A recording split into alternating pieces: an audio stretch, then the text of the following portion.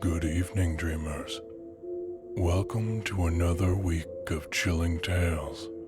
This week's theme is technology, a force that connects us, drives us, and sometimes terrifies us.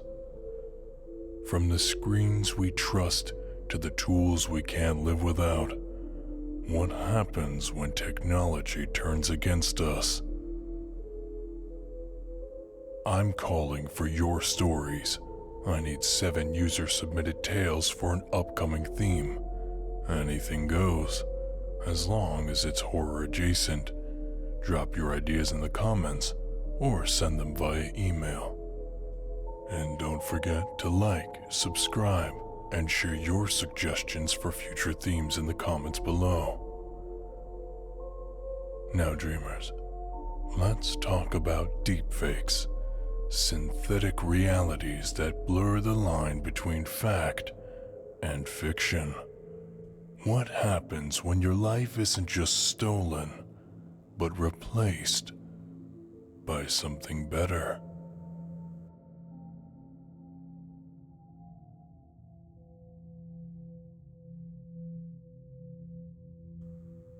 Soren's life was a quiet sigh in a world that demanded roars. His days were spent in the dim fluorescence of the Regal Vista Theater, where he worked as an usher. It was a job that required no imagination, no ambition, just a willingness to clean up other people's messes. Spilled sodas, crumpled popcorn bags, the occasional forgotten phone or scarf left behind in the sticky darkness of a theater seat. He wasn't particularly bad at his job, but he wasn't good at it either. The manager liked him because he was reliable. Soren never called out, never complained, never asked for a raise. His coworkers barely noticed him, except when they needed someone to cover their shifts. Soren always said yes. Soren lived in a 1-bedroom apartment on the edge of town, the kind of place where the wallpaper peeled at the corners and the faucet in the kitchen dripped steadily no matter how tightly you turned the handle. The apartment wasn't much, but it was his. He kept it clean, though there wasn't much to keep clean. Just a sagging couch, a coffee table with a ring-shaped stain he didn't remember making, and a thrift store recliner that creaked ominously every time he sat down. Soren didn't have any friends. Not really. He had people he worked with, people he nodded to in the break room or exchanged polite small talk with, but no one he would call on a bad day. No one would call him. He told himself he didn't mind. What he did have was Reddit. His Reddit account was his pride and joy, though he would never admit it out loud. To the uninitiated, Reddit karma was meaningless, a score that went up when people upvoted your posts and down when they didn't. But to Soren, it was something more. It was proof that he existed, that his thoughts and opinions mattered to someone, somewhere. His account had thousands of karma points, accumulated over the years of carefully worded comments and posts.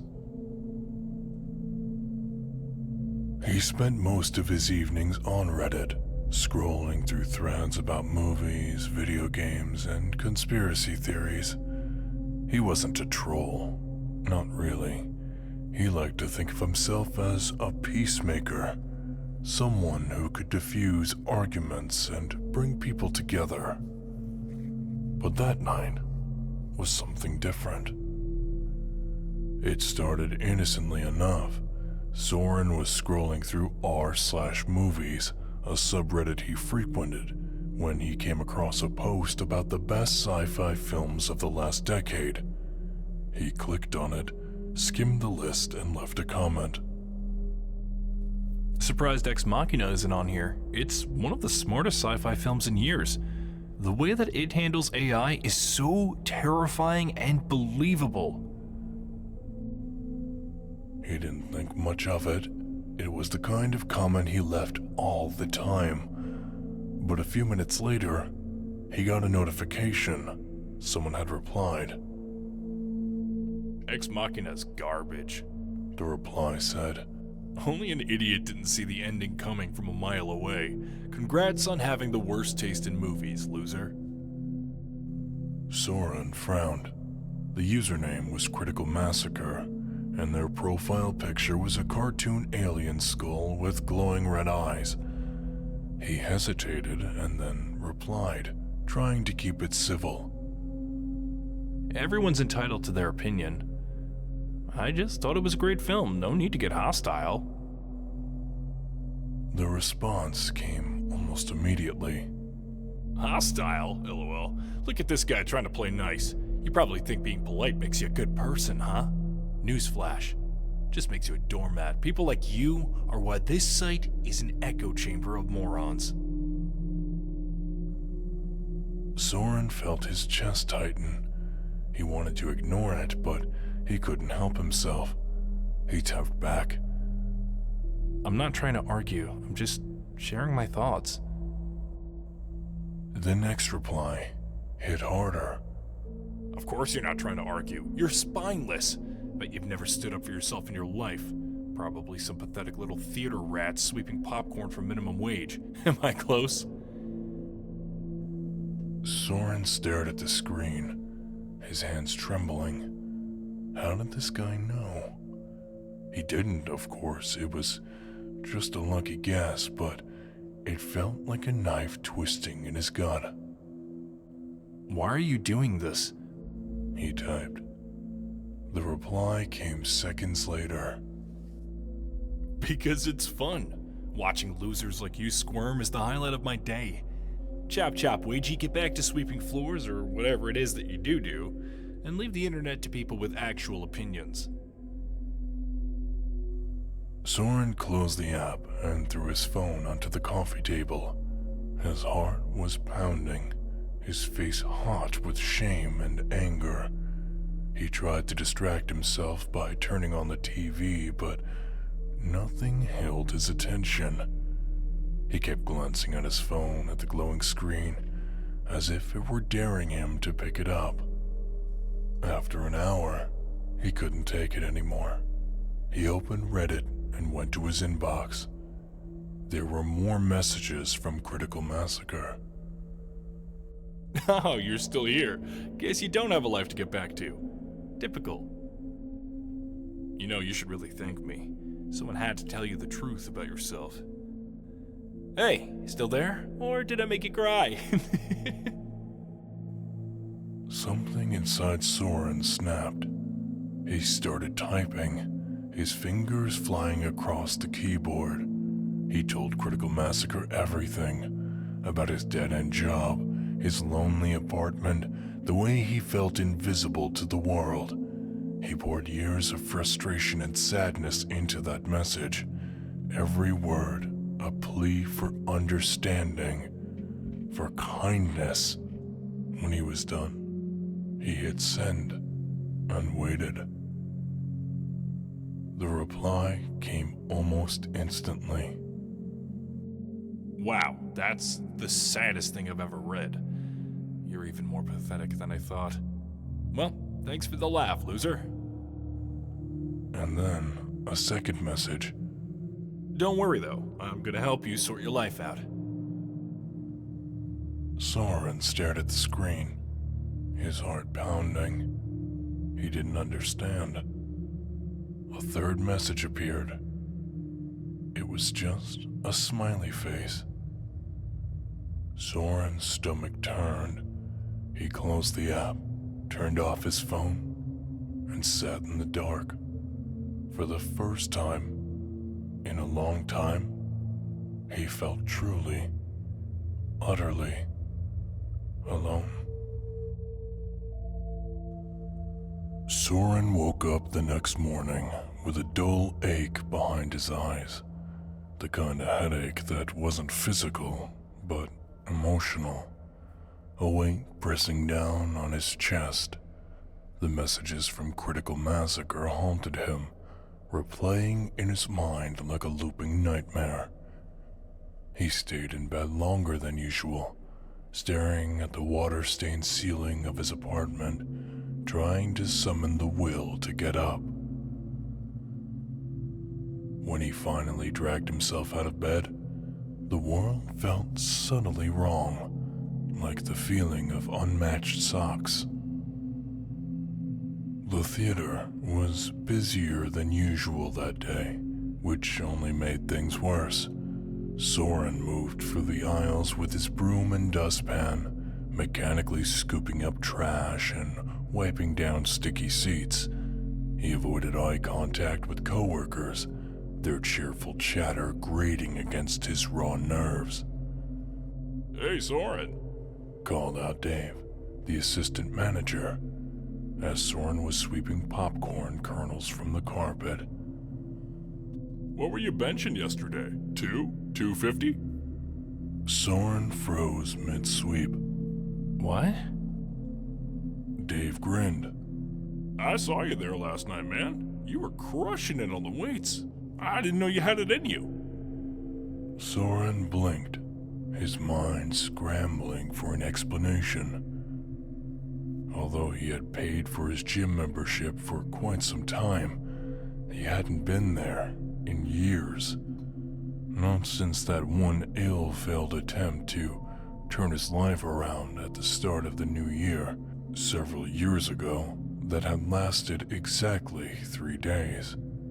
I think you're confusing me with someone else. He muttered, his voice barely audible.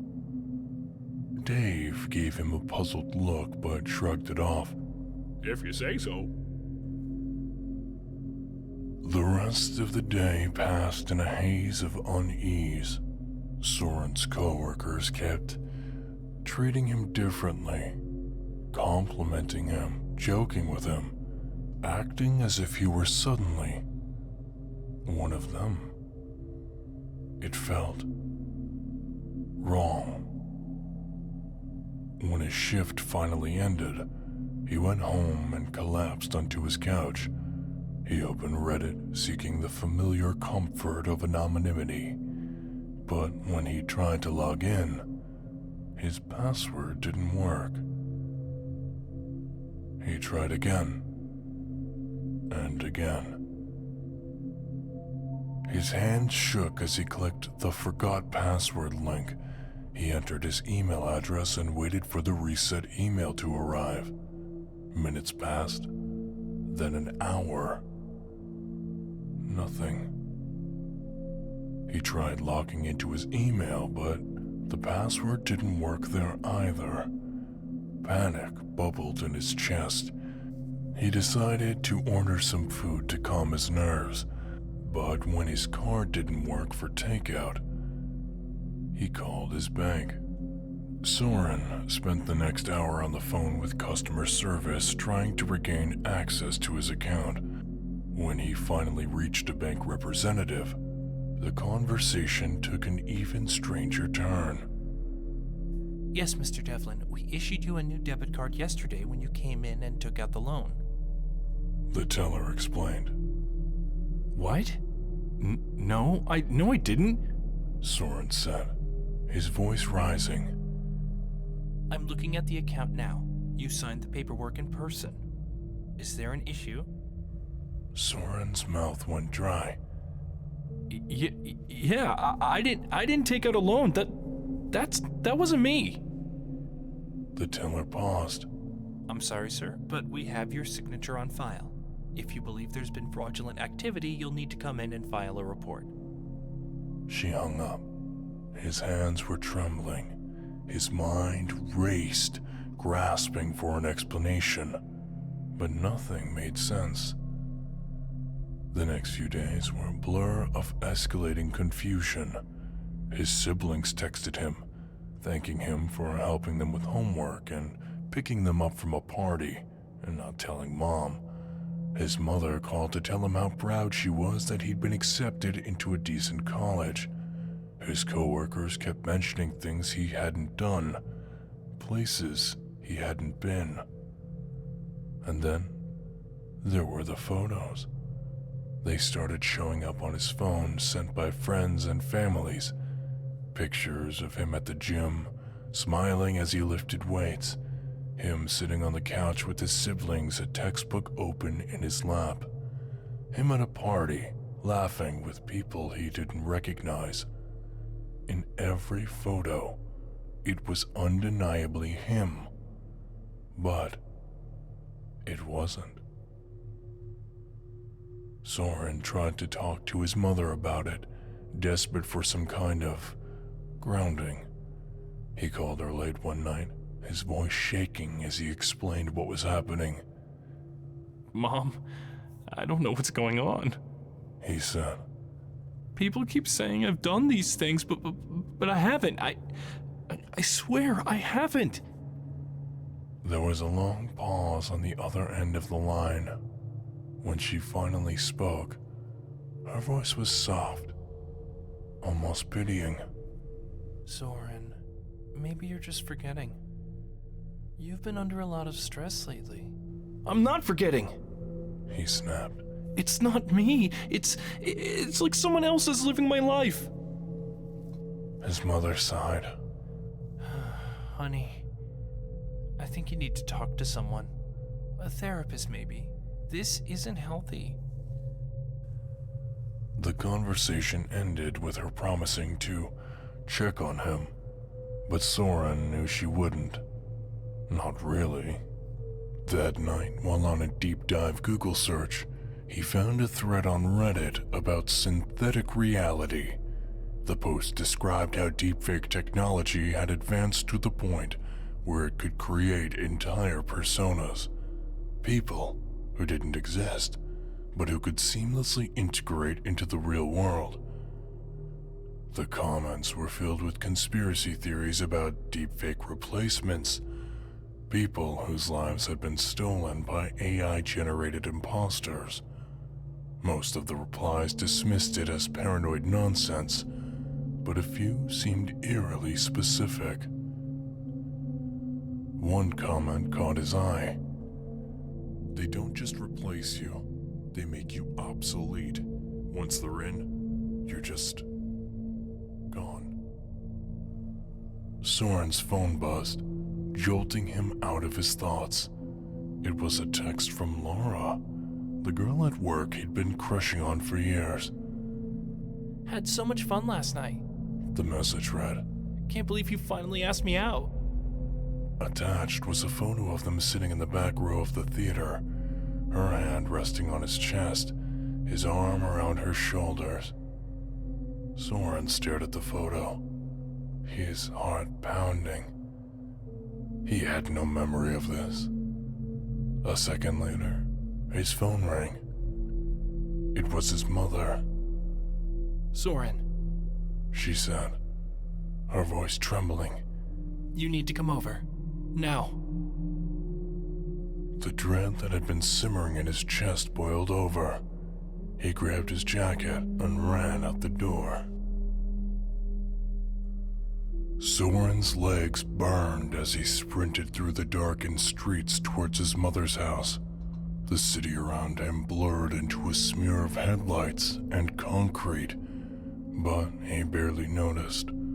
His mind was too consumed with the text messages, the photos, the voices in his head screaming that none of this made sense. When he reached the house, he stopped at the edge of the driveway, bent over and gasping for air. The porch light was on, casting a sickly yellow glow over his childhood home. His mother stood on the porch, a cigarette trembling between her fingers. Soren, She said softly. her voice carrying a weight he couldn't decipher. He climbed the steps, his breath still ragged. Mom, what's going on? What did you mean in your message? She took a long drag from her cigarette, exhaling a plume of smoke that curled into the night. Her eyes were glassy, rimmed with red. I know, Soren. She said. I know it's not you. Relief flooded over him, almost bringing him to his knees. Thank God, Mom. I've been losing my mind. She cut him off with a raised hand. I know it's not you, She repeated. but I don't think you understand. The new Soren, the one everyone sees now, he's better. He's everything you could have been if you hadn't wasted your life. Her words hit him like a physical blow. What are you talking about? I'm your son. That thing, whatever it is, it's not real. She looked at him with a mixture of pity and resignation. It doesn't matter if it's real. It's better. Your brother's grades have improved because of his tutoring. Your father's back doesn't hurt anymore because you helped him move the fridge. Me? I'm proud of you. For the first time. Soren staggered back, his vision swimming. You can't just replace me. He said, his voice cracking. I'm still here. The front door creaked open behind her, and Soren's blood turned to ice. Out stepped the new Soren. He was taller, broader, and carried himself with an effortless confidence that Soren had never known. His hair was neatly styled, his clothes clean and perfectly fitted. His face, Soren's face, was sharper, the angles more defined, the smile more genuine. Ah, you must be the original. The new Soren said, his voice smooth and rich, like a practiced actor's. He stepped forward, extending a hand. Nice to meet you. Soren slapped the hand away, his anger boiling over. What the hell are you? Some kind of AI? A deepfake? The new Soren smirked. I'm the upgrade. The version of you the world actually wants. Soren lunged at him, fists swinging wildly, but the new Soren moved with precision, sidestepping the attack, delivering a swift punch to Soren's gut. The air rushed out of him, and he collapsed to his knees, clutching his stomach. Pathetic. New Soren said, looking down at him with disdain. You couldn't even win a fight for your own life. Soren's mother stepped between them, her expression torn. Enough. She said. This isn't solving anything. But the new Soren wasn't done. He grabbed Soren by the collar and dragged him to his feet, forcing him to look into his eyes. Do you know what the worst part is? He hissed. No one even misses you. Not really. They're happier with me. Soren's mind raced, searching for some way to fight back. As desperation took over, Soren broke free from the new Soren's grip and ran into the house, slamming the door shut behind him. He stumbled through familiar rooms looking for anything he could use as a weapon. The kitchen knife block caught his eye. He grabbed the largest blade, his hand shaking. He turned to find the new Soren standing in the doorway, calm, and unbothered. You're not gonna do it. The new Soren said, his voice dripping with certainty. You don't have it in you. Soren charged, screaming with the knife raised high. But the new Soren was faster. He caught Soren's wrist mid-swing and twisted it, forcing him to drop the blade. The fight that followed was brutal. Soren fought like an animal, all flailing limbs in blind rage. But the new Soren was controlled, methodical. Every punch, every kick landed with precision, driving Soren further into the ground. By the end of it, Soren was a broken heap on the living room floor, blood dripping from his nose and mouth.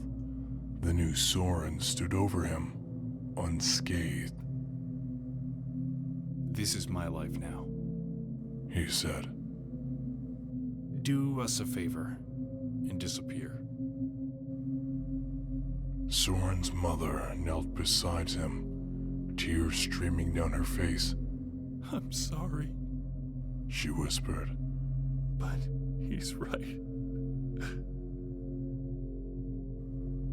Soren tried to speak, but no words came out. His vision blurred, and the world faded to black. When he woke up, he was lying in an alleyway miles from his mother's home. His phone gone, his wallet gone. He was gone. And for the first time in his life, he truly felt like he didn't exist.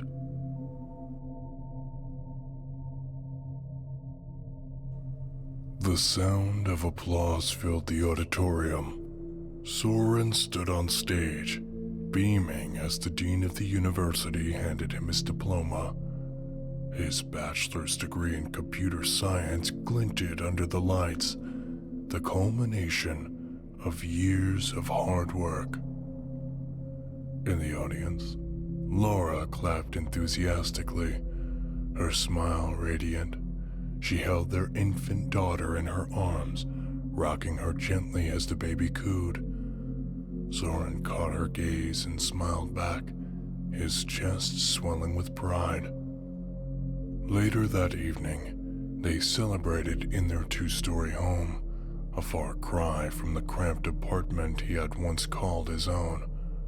The house was warm, filled with the scent of freshly baked cake and the soft hum of a lullaby playing in the nursery.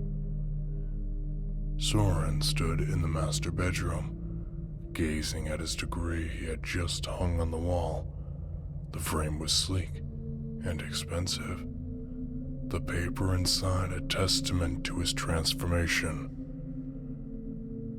Behind him, Laura lay on the bed, her hair spilling over the pillow as she read aloud from a nursery book. Their baby gurgled in delight, reaching for the colorful illustrations. Soren turned, leaning down to kiss Laura's forehead. Thank you. He said softly.